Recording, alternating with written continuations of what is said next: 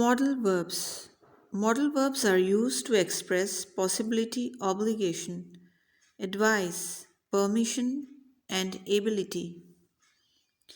Type, ability. Modal verbs can, could. Examples: he can speak Arabic fluently. He could speak Arabic when he was 6.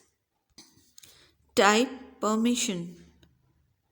Modal verbs can, could, may. Examples: can I take this book? Could I open the window? May I come in? Type, advice. Modal verb should. Example: you should wear proper dress. You should try to lose weight. Type, obligation. Modal verbs must, have to. I must obey the rules. You have to be punctual in life.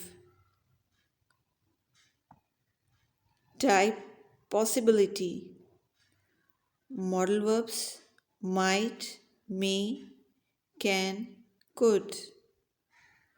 Examples: it might rain.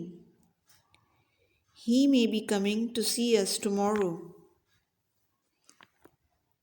We can go out of city next week. You could cause an accident driving like that.